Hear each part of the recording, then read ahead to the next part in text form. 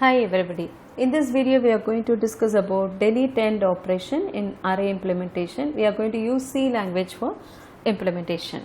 First let us go through the algorithm and then we will be coding it. First step of the algorithm tells that we should check whether the list is empty. This will be the primary check that we have to make for all the delete operations, and if it is so then we have to return false. False in the sense you have to tell that the delete operation could not be made successfully. And the next step, actually we will come to the next step only if this step was not done, right. So the next step, it means that there are few elements in the list.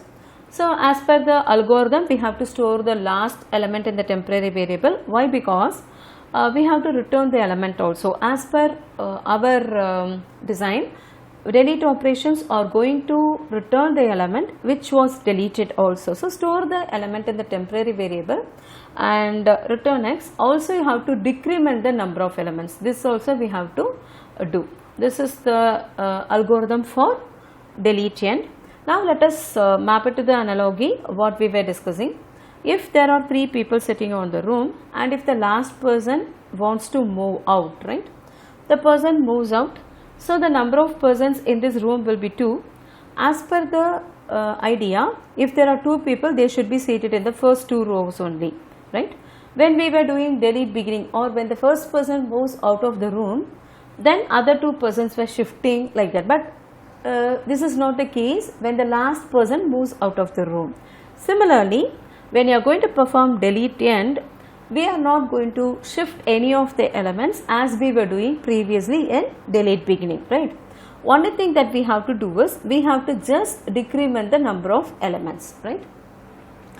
Okay, so directly let us go to the implementation. One thing I want to tell is what is the complexity of this operation, time complexity, since it does not depend on the number of elements in the list, or this operation does not depend on the number of persons in the hall.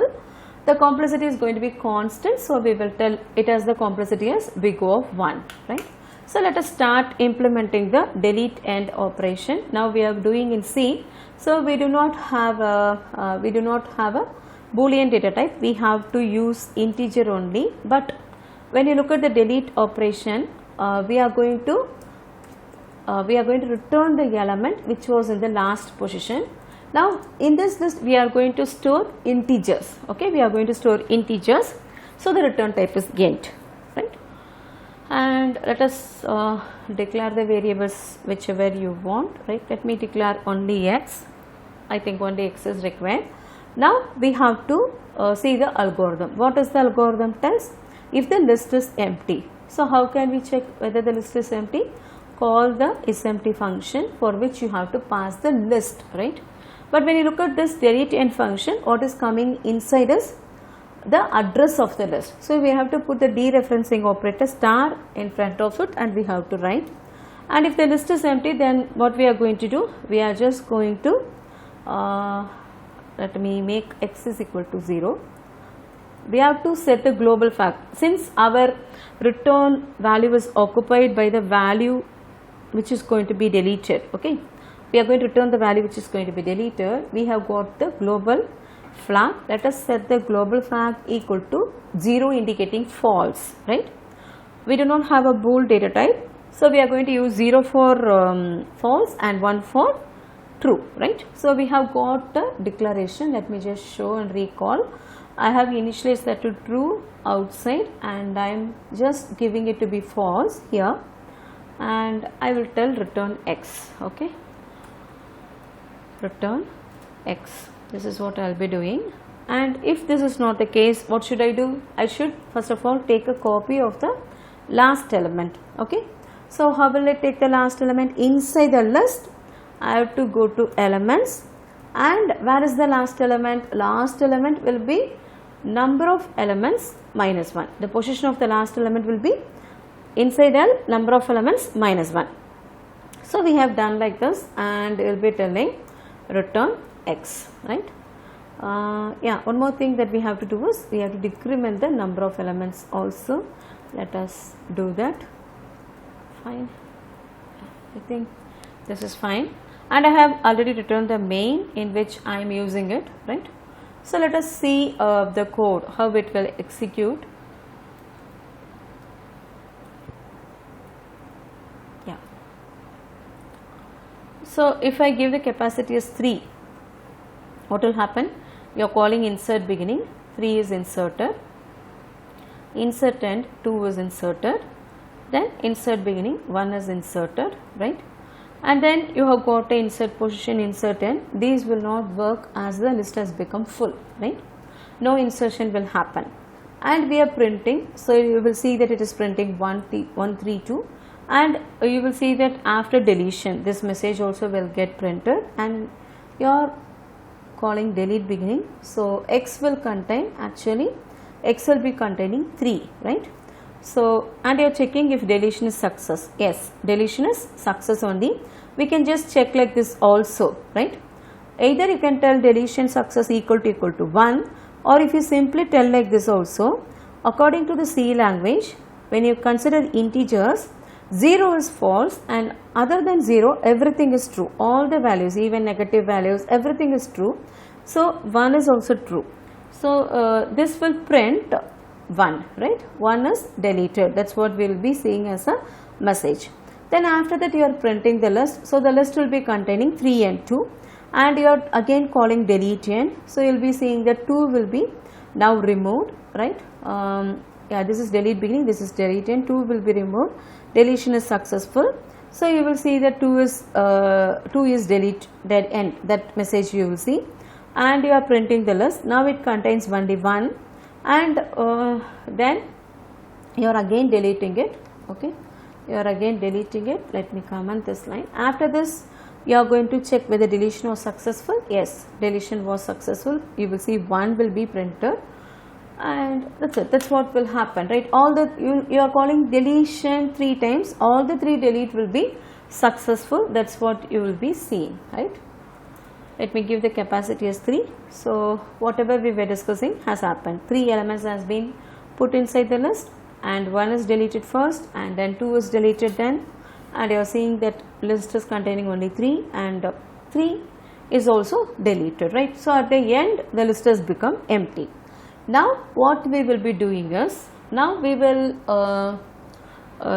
give the size as 2. If I give the capacity as 2, what will happen? Only 2 elements can be placed inside the list, right? Only 3 and 2 will be placed, and all other 3 insertions starting from here, all the 3 insertions will be failed.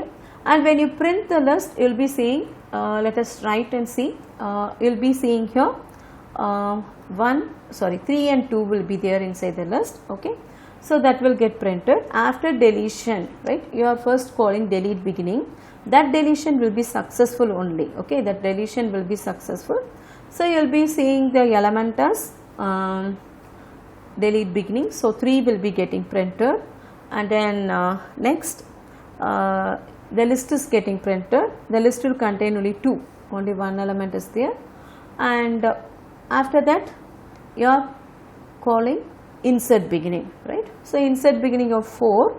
So the list will be containing 4 and 2, and then you are again calling deletion, right? So delete end means 2 will be removed, and that will be getting printed. This is what will happen if I give the size as 2, right? So let us see. Yes, 4 is deleted and only 2 will be left over. All other operations has happened. The output is as what we have discussed, right? Now what I am going to do is, I am going to give the capacity as 1. If I give the capacity as 1, what will happen? Only 1 element will be inside the list. Let me change the color. So only 1 element will be inside the capacity is 1, and only 1 element will go inside 3. All other insert operations will fail. Okay, and when you print the list also, you will be seeing that only 3 will get printed. Okay, only 3 will get printed, and you are doing a delete operation. Okay, you are telling delete beginning. So 3 will be removed from the list, and again 3 is deleted. That's what you will be saying. You will see like 3 is deleted. This message you will be seeing, and then you are trying to print the list. The list is empty, nothing will be getting printed, and then you are trying to do a deletion. Now this deletion will fail and you will be seeing the delete end fail. This message only you will get, delete end failed, right? This message we will get. And then what we are doing is, you are checking again I am inserting now. Inserting an element 4 because now the list is empty, capacity is 1, I can insert an element. So the list contains 4, okay. For time being I will enable this print, okay. So you will see that it will print 4, actually 4, that is what you will be seeing. You will be seeing a message like actually 4 that will get printed, and but when you see the success of the deletion, it will not be there. It will print delete end failed, okay. You will see that delete end failed. This message also you will see. Let us try to execute and check. Now I'll compile once and I'm executing. I'm giving the capacity as 1. Yeah, you can see what we have written on the board, right? Yes, 3 is getting printed, and after deletion, right, 3 is deleted. That's what you will see, delete end failed, and then actually 4 is getting printed, and then delete end failed, everything. Why? Because actually there is a 4 inside the list when you try to perform the last deletion and it has been successful. Why it is printing as failed? Because we have not properly used global variables. I want to just tell few words about global variables. When you look at global variables, it is not recommended to use global variables because of 2 reasons. The first reason is the life of the variable. The entire execution, in the entire execution, this deletion success global variable will be alive, right? This is fine when we are running a small code for 1 minute or 2 minutes, that's fine. But consider if it is a real-time system or if it is going to be on always, an automated system, then using global variables is not recommended. That's fine. But the major drawback is it can be accessed from everywhere. So you have to be very careful when you are going to access it. That is very important, right? Now the code what I have written is not correct. I have not properly used it. What I mean by properly used is, yes, in each delete operation you look at it. What happened now was, once the delete operation was a failure and after that I inserted element. So next time when I use it, it should be successful only. It was successful only, but since the global variable was set as 0 by the previous delete operation, when it failed, it was 0 itself. That value didn't change, right? I have to be very careful. I have to add this line. This line was not there actually before. So you have to tell deletion success equal to 1. This you have to tell in the beginning of each of the function, right? You have to tell in each of the delete functions, we have to say deletion success equal to 1. This is a must in both the delete. If you have one more delete also, you have to first of all initialize that to be true and then only you have to proceed. Then that is the correct usage. Okay. Now let us compile the code and check.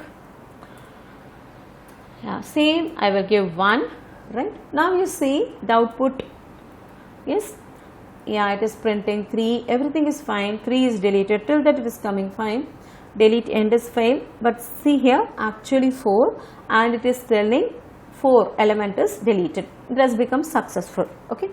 So, whenever we are using global variables, we have to be very careful, extra careful, and we have to use it only whenever it is required.